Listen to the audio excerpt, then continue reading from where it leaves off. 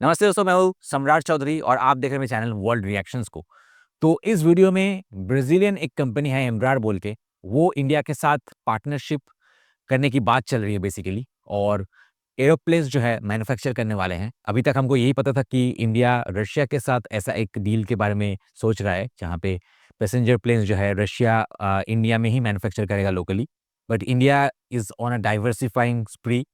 तो डाइवर्सिफाइंग के लिए जो है ब्राज़ील भी इस लिस्ट में इंक्लूडेड है और ब्राज़ील मीडिया से इसके बारे में क्या रिपोर्टिंग है, आपको ख़ास इस वीडियो में देखने को चलेगा। ये बहुत ही डिटेल रिपोर्टिंग है, ऐसे सारे न्यूज़ आपको नॉर्मल जो है न्यूज़ चैनल्स में, न्यूज़ आउटलेट्स में देखने को नहीं मिलेगा। ख़ास इस चैनल में आपको ऐसे न्यूज़ देखने को मिलेंगे कि वहाँ पे एक्चुअली डिटेल्ड रिपोर्टिंग कैसा है। बट ओवरऑल मीडिया की कुछ नुएंसेस हमेशा होता है, क्योंकि मीडिया जो है काफ़ी वेस्ट से इंस्पायर्ड होता है और ब्राज़ीलियन लोगों को मैं देखा हूँ ओवरऑल इंडिया की डर्टीनेस या फिर इसको लेके ज़्यादा हाइलाइट कुछ मतलब ये लोग उसको प्रेजुडिस के हिसाब से नहीं देखते हैं, जितना मुझे पता है, जितना मुझे मेरे ब्राज़ीलियन दोस्त जो है उनसे जो बात करके मुझे पता चला। तो वो इंडिया को एज़ अ नॉर्मल न्यूट्रल आपस से ही देखते हैं कि कोई डस्टबिन या फिर जैसे वेस्टर्न जो प्रोपेगेंडा फैलाते हैं हमेशा इंडिया के बारे में। कुछ पार्ट्स के लिए वो सही है, बट एकदम भी गलत नहीं है, बट बहुत सारे इंडिया में क्लीन पार्ट्स भी हैं जो कि नहीं दिखाते हैं। बट यहाँ पे मीडिया रिपोर्ट में कुछ फ़ोटोज़ ऐसे देखे जो कि काफ़ी बेटर फ़ोटोज़ इंडिया को रिप्रेज़ेंट करने के लिए लगा सकते थे। तो ये बेसिकली ब्राज़ीलियन मीडिया की जो ये पर्टिकुलर मीडिया है, ये इसकी ज़्यादा नुएंस है। बट ओवरऑल लोगों को मैंने ज़्यादा इंडिया को ये सब चीज़ के बारे में हाइलाइट करते हैं, क्योंकि Brazil has its own problem too. तो यहाँ पे वो इंडिया को अपने सिम्पैथाइज़ करते हैं इंडिया के प्रॉब्लम के साथ कि मिलके कैसे ब्राज़ील और इंडिया इम्प्रूव कर सकते हैं और एज़ अ बेटर राह और बेटर एक डेस्टिनेशन जो है टुगेदर हम जा सकते हैं वहाँ पे। ख़ैर इस वीडियो में ये रिपोर्ट देखते हैं कि जो ये एक कोलैबोरेशन है एम्ब्रार कंपनी ब्राज़ील का और शायद अदानी ग्रुप ऑफ इंडस्ट्रीज़ इस प्रोजेक्ट को एग्ज़ीक्यूट करेंगे। तो इसके बारे में डिटेल्स में जानते हैं, सो लेट्स स्टार्ट।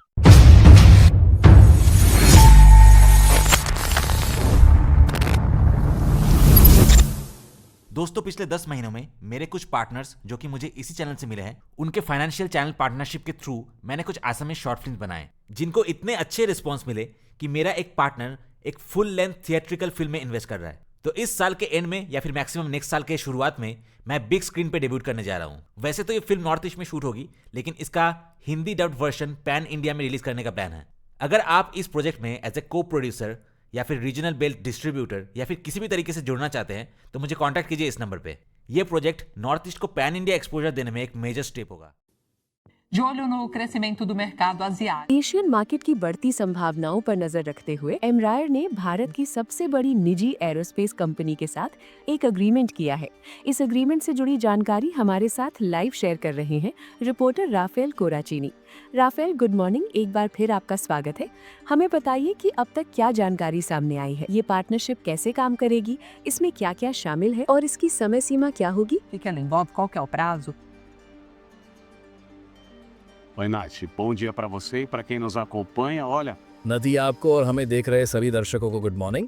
ये ग्लोबल स्टेज पर एम्ब्रायर के लिए एक और महत्वपूर्ण कदम है। पिछले कुछ वर्षों में कंपनी ने कई साझेदारियां की हैं और इससे उसे शेयर बाजार में शानदार नतीजे मिले हैं। पिछले 2 वर्षों के कुल प्रदर्शन को देखें तो ये सबसे ज्यादा वैल्यू बढ़ाने वाली कंपनियों में से एक रही है। अब एम्ब्रायर की एक नई पार्टनरशिप्स एक इंडियन एयरक्राफ्ट मैन्युफैक्चरर के साथ हुई है जो एम्ब्रायर की तरह ही विमान बनाती है। ये एक इंडियन कंपनी है, उस रीजन की सबसे बड़ी और भारत दुनिया की सबसे तेजी से बढ़ती इकोनॉमीज में से एक है। इसलिए एम्ब्रायर अब उस बाजार में भी अपनी मौजूदगी बढ़ाना चाहता है। इस पार्टनरशिप के तहत अगले 20 वर्षों में 500 एयरक्राफ्ट का प्रोडक्शन किया जाना है, जिनमें से 300 एयरक्राफ्ट कॉन्ट्रैक्ट के पहले 10 वर्षों में ही डिलीवर कर दिए जाएंगे। nos próximos 20 anos, sendo que 300 dessas aeronaves serão entregues já nos primeiros 10 anos de contrato.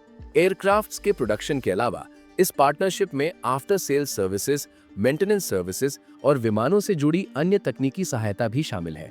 इसके साथ ही पायलट ट्रेनिंग भी इसका हिस्सा है।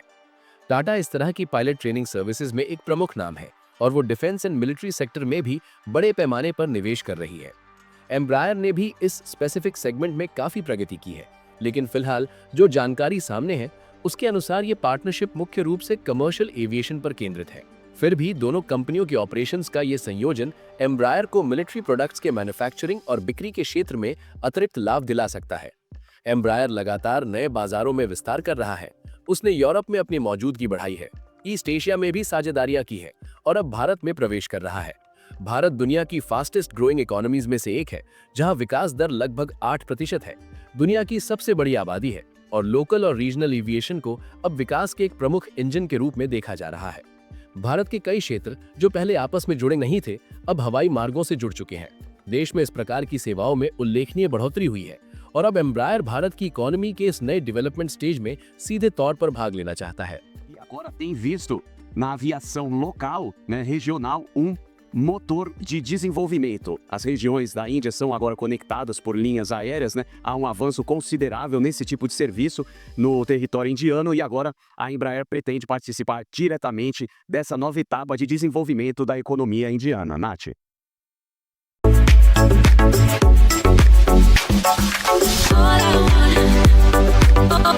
कमेंट्स में मोरेरा ने लिखा है कि भारत के साथ कमर्शियल एविएशन के लिए टर्बाइन डेवलपमेंट में भी पार्टनरशिप होना अच्छा रहेगा। उसके बाद आना कैस्ट्रो ने लिखा है कि बहुत शानदार, ये तो बहुत बड़ी कामयाबी है। नेक्स्ट ग्लैडसन टीवी ने लिखा है कि जो लोग 90 ब्राजीलियन रियल पर एम्ब्रेयर EMBJ-3 उनका शेयर नहीं खरीद रहे हैं, वे एक अच्छा मौका मिस कर रहे हैं। हालांकि शेयर पहले ही ऊपर जा चुका है, लेकिन इसकी सही कीमत 150 ब्राजीलियन रियल होनी चाहिए।